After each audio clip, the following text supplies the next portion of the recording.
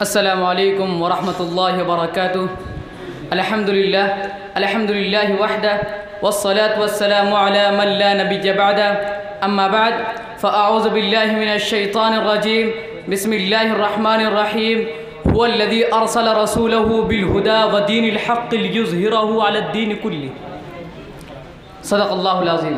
मुर्शिद उमर, मौला उमर, आला उमर, औला उमर, रहबर उमर, ज़ाते नबी पाक पर सौजान से शैदा उमर, ईमान में, ईकान में, एहसान में यकता उमर, माबाद ख़त्मुल मुरसली कोई नबी उठना नहीं, ये सिलसिला चलता अगर तो एक नबी होता उमर।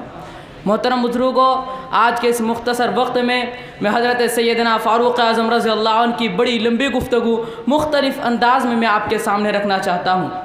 मोहतरम बुज़ुर्गों, दुनिया में बड़े बड़े हुक्मरां आए जिन्होंने अपने अदवारे हुकूमत में ऐसे तर्ज़हाए हुकूमत का मुज़ाहरा किया जिससे पूरी दुनिया रोशन नज़र आती है, लेकिन हुकूमत और खिलाफत के बाप में जैसा निज़ाम फ़ारूक़ आज़म ने किया इसकी कोई मिसाल नहीं।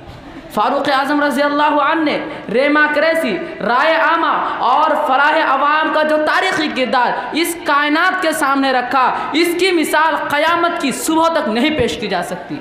मोहतरम बुज़ुर्गों, यहूदियों, ईसाइयों, सिखों और दुनिया के गैर मुस्लिमों को इंसानी हुकूक अता करने वाला वो फ़ारूक़ आज़म कि जिस फ़ारूक़ आज़म रज़ी अल्लाह अन्हु ने कैसर रूम और किसरा ईरान को ज़ेरो ज़बर करके कुरान की इस आयत का मिस्ताक बना कि अल्लाह ताला के कुरान मजीद में फ़रमाया था हुवल्लज़ी अरसल रसूलहु बिल हुदा व दीनिल हक़्क़ि लियुज़हिरहु अलद्दीनि कुल्लि। ऐ मेरे पैगम्बर सल्लल्लाहु अलैहि वसल्लम, तेरी दुनिया में आमद का मकसद है कि पूरी दुनिया के दीनों पर इस्लाम का गलबा हो। इस गलबे का आगाज़ तो नबी के दौर में हुआ, इख्तिताम पैगम्बर के दौर में नहीं हुआ, बल्कि इख्तिताम उम्र फ़ारूक़ के दौर में हुआ। मोहतरम बुज़ुर्गों, कैसर रूम कौन था? ईसाइयों का बादशाह था। किसरा ईरान कौन था? मजूसियों का बादशाह था। दुनिया के सारे अहले किताब एक कैसर रूम के मातहत थे और सारे बुत परस्त ये ईरान के मातहत थे। दुनिया के ये दो बड़े सल्तनतें थी। जिस तरह आज अमेरिका और कुछ अरसे पहले रूस की ताकत थी, इसी तरह हुजूर के दौर में ये दो बड़े सल्तनतें थी।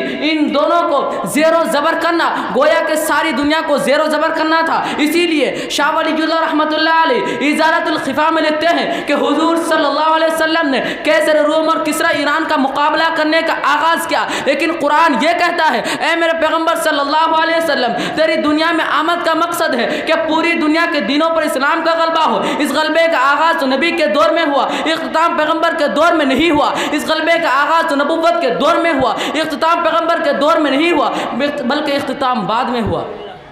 इसीलिए शाह वलीउल्लाह रहमतुल्लाह अलैह फरमाते हैं कि हुजूर सल्लल्लाहु अलैहि वसल्लम का जो दौर थे वो 30 साल दौर नहीं बल्कि 53 साल दौर थे।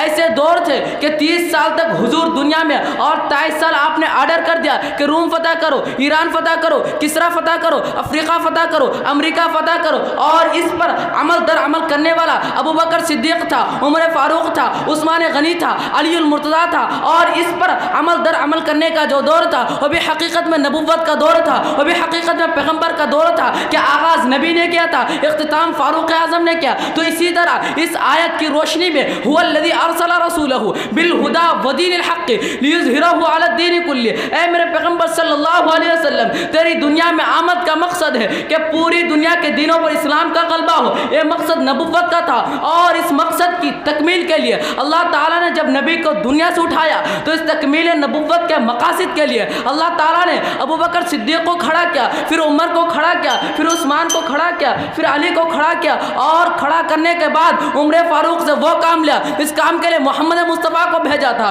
उम्र फ़ारूक़ से वो काम लिया इस काम के लिए वो पैगम्बर दो जहां को अल्लाह ने इस कायनात में भेजा था। कौन उमर? जब तक चढ़ेगा सूरज उजाला न जाएगा, फलक पे नुजूमे ताबा का हाला न जाएगा। खुदा से नबी ने इसीलिए मांगा उमर, खोला किसी से काबे का ताला न जाएगा।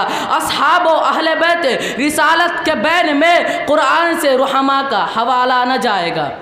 कौन उमर? वो आधी दुनिया का हुक्मरां था। वो हुक्मरां भी मगर कहाँ था?